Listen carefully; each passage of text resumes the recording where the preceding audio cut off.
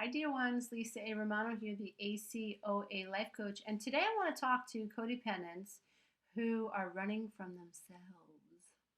God knows I was one. For a long time, I was making a lot of mistakes in my life, and I did not know why. And it wasn't until I had a very wise, intuitive therapist, which they're hard to find, but I think I was just ready for the information, and I believe that when the student is ready, the teacher appears. And so I think I was in alignment with receiving the information that he was able to give me, which is why I think I happened on such a great therapist.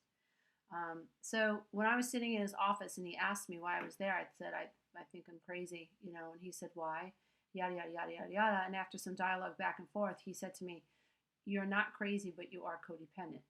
And codependents feel crazy because sometimes they do things that they don't want to do. Most oftentimes, they do things they don't want to do. I can remember feeling like I wanted to be loving to people, but I just couldn't. I couldn't be loving. Um, I was very judgmental of other people.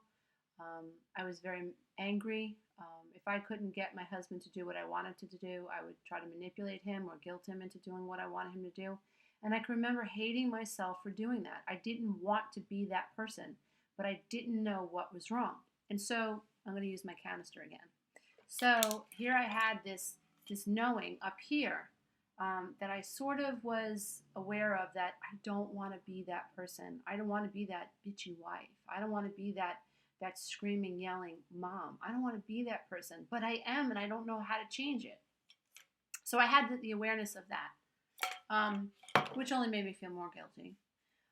And then as I began to study codependency and I started to study heavily child psychology, and I threw myself into learning about the self and what the self was, what I began to realize was it didn't matter like how many ideas I had about the person I wanted to be. That was not going to help me, because what was wrong was not my ideas. What was wrong was my programming.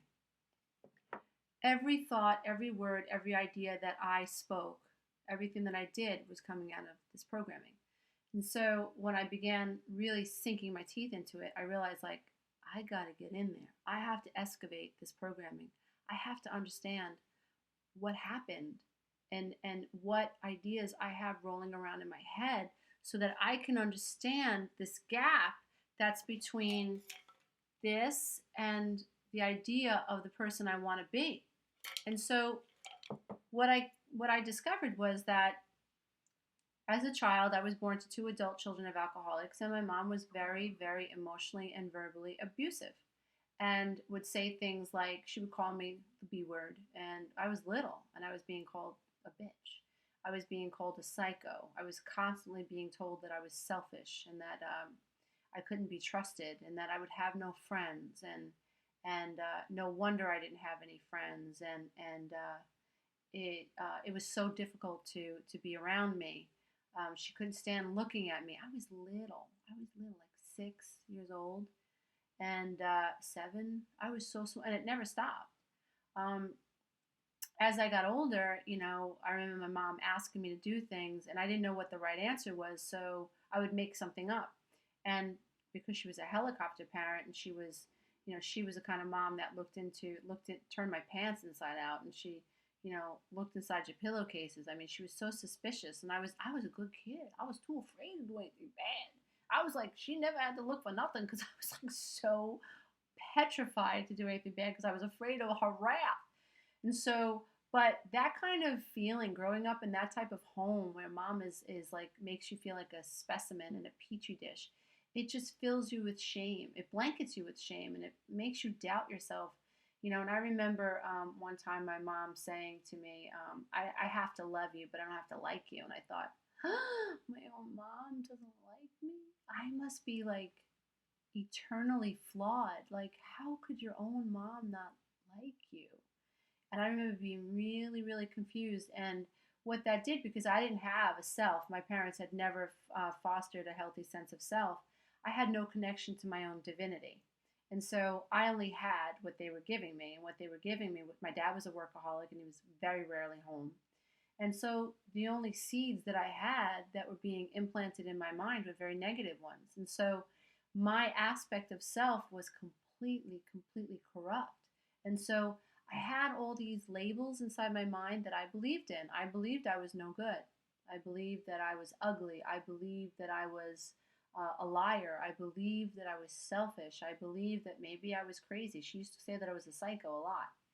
Um, I used to believe that I was unworthy. Unworthy for what? Unworthy of anything. Unworthy to dream. Unworthy to be loved. Unworthy to have friends. Unworthy to have ice cream. Unworthy to enjoy my meals. Unworthy to feel comfortable in my own skin. Unworthy of my own thoughts. Unworthy of God. Um, and so, but when I was 12, I took all, and that's what happens, and I think it's so symbolic because, even biblically, it says that Christ wandered off at around the age of 12, and I think it's metaphorically, it shows us that we take the lessons that we've been taught when we're about 12 and we become adolescents, and we go out into the world with those lessons and we try to figure out who we are. And so if this stuff that you've been given, if the clay that you've been given is corrupt, dear one, you cannot create pleasurable life experiences. You just can't. And you cannot love others because you do not love yourself. You will seek to have your needs met, and based on what you see in your environment. So if women your age are getting married, you'll get married, and if women your age are having kids, you'll have kids. And you'll think, because you're only 5% conscious, well, if I do all those things, maybe then I'll feel loved. And we cannot find that love outside of self. The opportunity for us to have felt love by someone else has been lost. It just has been. That was our mother and father's job. No man and no child will ever be able to give you or seal off that wound for you. It won't happen. And so it's really important that that concept sink into your head, because there are a lot of love addict codependents out there that are continually to seek that type of maternal love that they didn't get when they were 2 and 3 in relationships, and they idealize the partner, and they fall in love with they think the partner could be. They fall in love with who they wish the partner could be. They fall in love with the partner's potential. They see good in the partner. And they just hope that one day that partner is going to wake up and say, oh, there you are, I love you, the way mom was supposed to do. That doesn't happen, especially for codependent love addicts. We attract narcissistic people who are very shut down. And it would take a lot of self-discovery and willingness to self-correct of a narcissistic type of personality to hold themselves accountable for not being loving and for being manipulative. But for this video, I want to directly speak to codependents who are running from those lies. Dear ones, I encourage you to understand deeply and on a spiritual level that any idea that has you separated from yourself, your divine self, is a lie. It's just a lie. It's an illusion. If you've been battered emotionally by your parents, then it's understandable why you have these labels and why you have these scars, but they're just labels and they're just scars. They're not you. Nobody can separate you from your divinity. You can only hold ideas in your head that are false illusions that you're separate from your divinity. But it is really important that you understand that at your core, you're enough. And that mom and dad may have done great damage and have prevented you from being able to connect with the divine self. And that's true. And from that point until now, you have probably made like me a lot of mistakes, and may have hurt a lot of people along the way, because you heard yourself saying, I don't want to be that person. But you didn't understand that that higher self wasn't running the show. The dysfunctional programming was. So if you take anything away from this video, take this away. Take away the fact that at your core, you are a divine being and that you are enough. And it was your mom and your dad's job to make sure you knew that. But the reality is that people who are blind to their own selves are blind to yourself. They're blind to yourself. So every one of us is only doing the best that we can at whatever state of awareness that we're in. The good news is, dear one, that you can learn to love yourself and you can learn to connect to your own self. I know because I've done it. And this is what I do in my coaching sessions with my one-on-one coaching classes with clients independently over the phone or Skype for those who are overseas. And this is what I do in the teleclasses that I hold. And this is what I do, when I mentor groups and do relationship work with couples.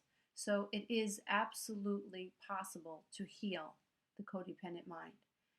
So understand that you're divine at your core. And then secondly, understand that the most challenging part of this recovery process is learning to embrace all those not so pretty aspects of self. And that's okay. So it's learning to say, I was unaware, and I was unaware that I was acting out of unconscious programming, and that I was running from these labels that weren't even mine. And now that I know that they're not mine, I can forgive them and let them go. Please let me know if this video has touched any chords with you, because really I take direction from you guys. You guys watch these videos and then come up with terrific, amazing questions. And then I'm like, oh yeah, I got to address that. That would make a great video. And then that's what I do. So I hope this has inspired you, dear ones. And from my heart to yours, I just hope that you really feel loved as a person. I mean, I'll probably never meet you, but I don't have to. I love myself. So I love you because I realize that we're all from the same family, and it's a human family. And any idea that has any of us thinking that we're separate from other races or separate from other ethnicities or separate from other religions, there's no such thing as separateness. And that false notion started a long time ago in our dysfunctional families when our parents refused to connect with us or couldn't connect with us and made us feel separate from the pack. And then in that separateness condemned us and shamed us and taught us to be ashamed of who we are. So this part of 2015 and ongoing is about sort of like soothing the edges of that and learning to see one another as learning to see ourselves as an individual, but certainly part of a whole. And learning to understand that we are connected to everything and everything is connected to us. You are the universe manifesting itself through a nervous system. Your cells are actually carbon copies of the universe. So if you want to know more about those kinds of ideas, investigate what you are on a cellular level and then compare that to a universe. It's strikingly similar. So we manifest all day and every day through this mind. And once this is cleared, once all these negative ideas about self are cleared, we become light bodies. And in Christianity and even beyond, Christianity in ancient texts and drawings, you see angels with halos around their head, and that represents enlightenment, and that represents the light body and what's possible for us as human beings. So I'm hoping that this helped you get back on the road to recovery. So my name is Lisa A. Romano. I am a life coach for adult children of alcoholics and adult lost children who have come from dysfunctional homes. I am the author of The Road Back to Me, My Road Beyond the Codependent Divorce, Loving the Self-Affirmations, and Quantum Tools to help you heal your life now. And I am dedicated to your total, full recovery and to you becoming the light body that you were born to be. I hope that I'm able to undo some of which was done by your parents who were unaware. Namaste, everybody. Bye.